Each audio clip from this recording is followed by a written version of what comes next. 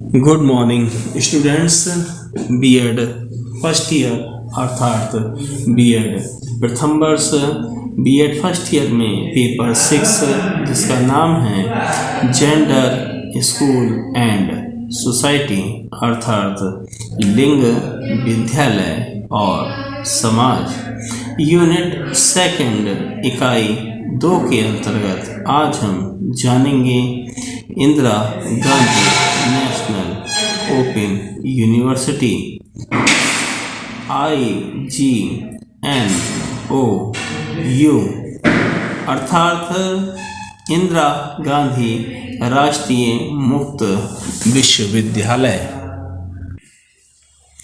इंदिरा गांधी राष्ट्रीय मुक्त विश्वविद्यालय हमारे देश में दूरस्थ शिक्षा का राष्ट्रीय संस्थान है। इसकी स्थापना नई दिल्ली में 20 सितंबर 1985 को संसद द्वारा पारित एक अधिनियम के तहत हुई। इस विश्वविद्यालय का प्रमुख आयोजन दूरगामी दूरस्थ शिक्षा एवं प्रशिक्षण को विकसित करना था। ये विश्व के 10% मुक्त विश्वविद्यालयों में से एक है तथा मुक्त एवं दूरस्थ शिक्षा के क्षेत्र में इसने अपना विशिष्ट स्थान बना लिया है। इसकी स्थापना उन लोगों को शिक्षा प्रदान करने के उद्देश्य से की गई थी जो भौगोलिक, सामाजिक, आर्थिक और अन्य प्रकार से उच्च शिक्षा से वंचित रह जाते हैं या परंपरागत विश्वविद्यालय में प्रवेश नहीं ले पाते हैं। इग्नू ने अपने कार्यक्रम 1987 से प्रारंभ किए और अभी तक 101 कार्यक्रम चलाए हैं, जिसमें PhD, स्नातकोत्तर, उच्चतर, डिप्लोमा कार्यक्रम तथा प्रमाण पत्र कार्यक्रम जैसे 90 कार्यक्रम शामिल हैं। सन 2004-05 से ये विश्वविद्यालय नवीन संचार तकनीकी से भी आबद्ध हो चुका है। अगला पॉइंट आता है एम्स ऑफ एस्टेब्लिशमेंट। स्थापना के उद्देश्य शिक्षा को विद्यार्थी के द्वार तक पहुंचाकर उच्च शिक्षा का लोकतंत्रीयकरण करना, आयु, क्षेत्र एवं औपचारिक शैक्षिक योग्यता के आधार पर किए बिना शिक्षा पाने के इच्छुक सभी विद्यार्थियों को उच्च कोटि की शिक्षा सुलभ कराने की व्यवस्था करना, व्यावसायिक मूलक पाठ्यक्रमों द्वारा आवश्यकता पर आधारित कार्यक्रम प्रदान करना, भारत में दूरस्थ शिक्षा को प्रोत्साहित एवं विकसित करना, एक शीर्ष निकास के रूप में देश में दूरस्थ शिक्षा के मानकों को निर्धारित करना और उन्हें बनाए रखना, व्यवस्था के अनुपूरक के रूप में अनौपचारिक शिक्षा का विकास करना, विशिष्ट वर्गों तथा महिलाओं, पिछड़े क्षेत्रों, पहाड़ी क्षेत्रों आदि में रहने वाले लोगों के लिए उच्च शिक्षा के विशिष्ट कार्यक्रम की शुरुआत करना। अगला पॉइंट आता है इंदिरा गांधी राष्ट्रीय मुक्त विश्वविद्यालय का परिक्षेत्र, स्वरूप और कार्य प्रणाली।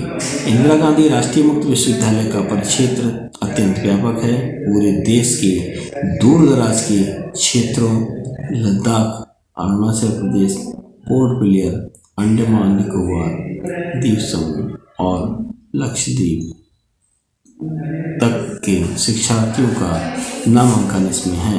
धीरे धीरे इसका परिक्षेत्र राष्ट्र की सीमाओं से बाहर निकल रहा है और कॉमनवेल्थ नेशंस के छात्र भी इसमें शामिल हैं। इस विद्यालय का राष्ट्रीय स्वरूप है, अतः इसके केंद्र 70 देशों में स्थापित किए गए हैं और इसी के आधार पर इस विश्वविद्यालय का एक राष्ट्रीय स्वरूप भी है, अतः इसके केंद्र समस्त देश में स्थापित किए गए हैं और भारत का राष्ट्रपति इस विश्वविद्यालय में विजिटर होता है। इसकी कुलपति का पद वैतनिक होता है और विश्वविद्यालय का अध्यक्ष भी होता है। कुलपति की नियुक्ति विजिटर द्वारा होती है।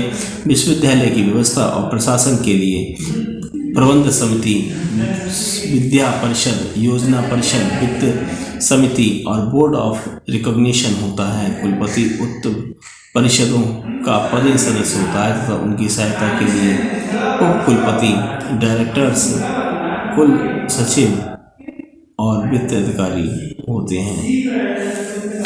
अब इसके बाद विश्वविद्यालय की महत्वपूर्ण उपलब्धियां, मेजर अचीवमेंट्स ऑफ इग्नू। विश्वविद्यालय द्वारा वर्तमान में 101 कार्यक्रमों का संचालन हो रहा है। सैटेलाइट के माध्यम से दूरदर्शन पर विभिन्न शैक्षिक कार्यक्रमों का प्रसारण दिन में कई बार अंग्रेजी, और हिंदी में तथा कुछ प्रमुख क्षेत्रीय भाषाओं में होता है। राष्ट्रमंडल में सबसे बड़े विश्वविद्यालय के रूप में इग्नू का आविर्भाव हुआ है। देश में दूरस्थ शिक्षा पद्धतियों के समन्वय और मानकों के निर्धारण के लिए दूरस्थ शिक्षा DEC की स्थापना 1992 में हुई।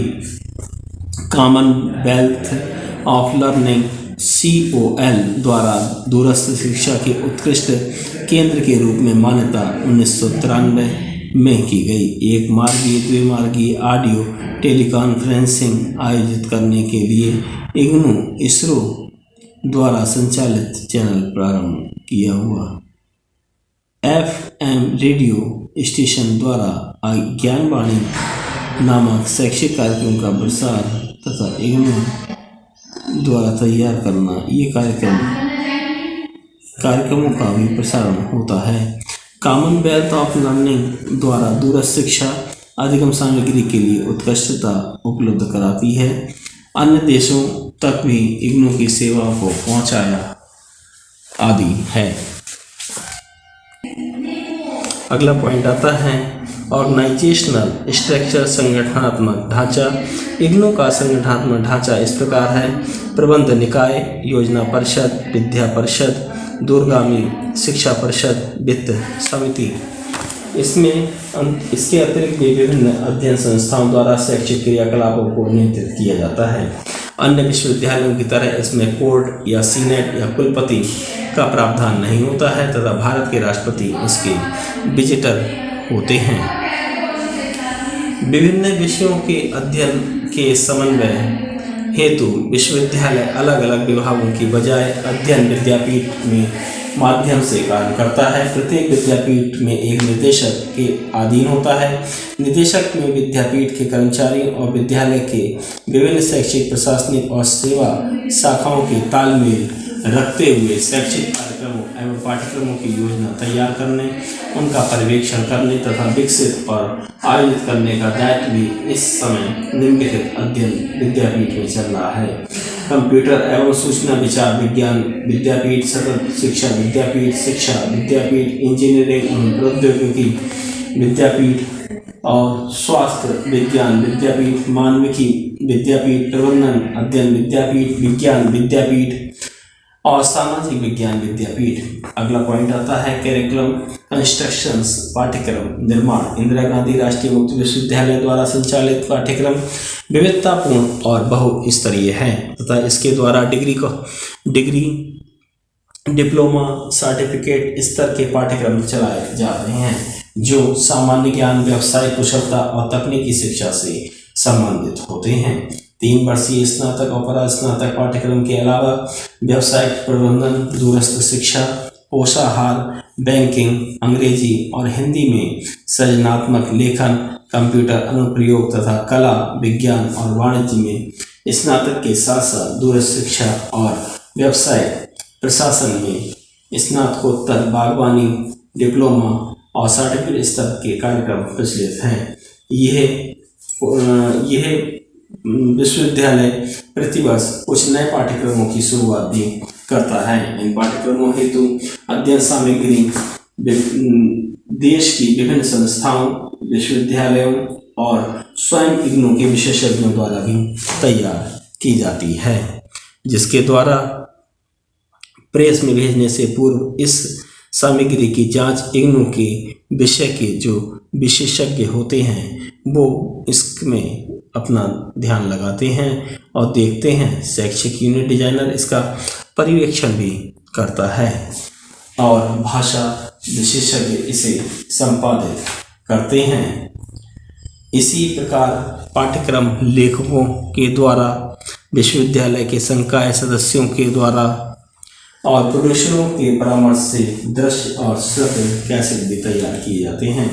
इसके अतिरिक्त अध्ययन केंद्रों, दूरदर्शन और आकाशवाणी में संकाय और बाहर मीडिया विशेषज्ञों द्वारा भी इस सामग्री का पूर्वावलोकन और पुनरावलोकन भी किया जाता है और जहाँ कहीं आवश्यक हो तो इसका संपादन और संशोधन भी किया जाता है। विश्वविद्यालय द्वारा अपने विकास कार्यक्रमों के लिए क्रेडिट पद्धति का अनुसरण किया जाता है, जिसमें प्रत्येक क्रेडिट के अंतर्गत सभी शिक्षण गतिविधियों के लिए 30 घंटे का अध्ययन निर्धारित है। उदाहरण के लिए 4 क्रेडिट वाले कार्यक्रमों के लिए 120 घंटे का अध्ययन अपेक्षित है। पाठ्यक्रम भी भरता क्रेडिट के अनुसार होती है। उसमें छात्रों को ये समझने में भी सरलता रहती है कि किसी पाठ्यक्रम को सफलतापूर्वक प्रयोग करने में उन्हें कितना प्रयास करना होता है। अगला पॉइंट आता है स्कूल ऑफ एजुकेशन, शिक्षा विद्यापीठ। शिक्षा विद्यापीठ के कार्य क्षेत्र के अंतर्गत व्यापक ढांचे के अंतर्गत आते हैं। उनका उद्देश्य उन शैक्षिक क्रियाकलापों को आरंभ करना होता है जो अग्रलिखित 2 प्रमुख क्षेत्रों से संबंधित होते हैं। व्यवसायिक के रूप में शिक्षण कार्य के विभिन्न पहलू हैं और शैक्षिक शास्त्र के रूप में शिक्षा की विभिन्न शाखाएं आती हैं। विद्यापीठ द्वारा संचालित कुछ प्रमुख शैक्षिक कार्यक्रम निम्नलिखित हैं, जैसे कि दूरस्थ शिक्षा में स्नातकोत्तर डिग्री, दूरस्थ शिक्षा में स्नातकोत्तर डिप्लोमा, उच्च शिक्षा में स्नातकोत्तर डिप्लोमा, प्राथमिक शिक्षा में डिप्लोमा, मार्गदर्शन में प्रमाण पत्र पाठ्यक्रम, शिक्षा स्नातक, शिक्षा शास्त्र में पीएचडी, शिक्षा में एमफिल, शिक्षा में स्नातकोत्तर कार्यक्रम, शैक्षिक प्रबंधन और प्रशासन में स्नातकोत्तर डिप्लोमा, शैक्षिक प्रौद्योगिकी में स्नातकोत्तर डिप्लोमा, प्रौढ़ शिक्षा कार्यक्रमों के लिए प्रमाण पत्र कार्यक्रम, DEPDPEP कार्यक्रम परियोजना को मानव संसाधन विकास मंत्रालय द्वारा स्वीकृत किया गया है। इसे NCERT का सहयोग भी प्राप्त है और इसे IDA से प्राप्त ऋण के माध्यम से राशि प्रदान की जाती है। अब आता है आपका एग्जामिनेशन एंड एवल्यूशन, परीक्षा और मूल्यांकन। इंदिरा गांधी राष्ट्रीय मुक्त विश्वविद्यालय छात्रों के ज्ञान और उपलब्धियों का मूल्यांकन प्रचलित परीक्षा प्रणाली के द्वारा नहीं है बल्कि आंतरिक रूप से अनवरत करती है। इसमें स्वमूल्यांकन पद्धति को अपनाया जाता है जिससे शिक्षार्थी अपने अधिगम का मूल्यांकन स्वयं करता है। चूंकि यहाँ प्रत्येक शिक्षार्थी पाठ्यक्रम को क्रेडिट पद्धति के आधार पर सीखता है, अतः विद्यार्थी अपनी सुविधा और परिस्थिति के अनुसार 4 क्रेडिट 1 वर्ष में पूरा कर सकता है अथवा 2 वर्ष में भी पूरा कर सकता है। आंतरिक मूल्यांकन के साथ साथ बाह्य परीक्षा भी ली जाती है। इस प्रकार से इग्नू हमारे देश के शिक्षा जगत का एक आदर्श कीर्ति स्तंभ है। दूरस्थ शिक्षा के प्रसार में इसकी भूमिका अद्वितीय है क्योंकि इसके कार्य और स्तर के अंतर्राष्ट्रीय स्तर की मान्यता प्राप्त है। परंतु दूरस्थ शिक्षा के स्तर और गुणवत्ता के प्रति लोगों सेवा योजकों के मन में जो भ्रांतियां हैं उन्हें दूर करना आवश्यक है, तभी धीरे धीरे लोगों के मन में दूर हो सकेगा। दूरस्थ शिक्षा औपचारिक शिक्षा के समतुल्य नहीं है। Thanks for watching. धन्यवाद।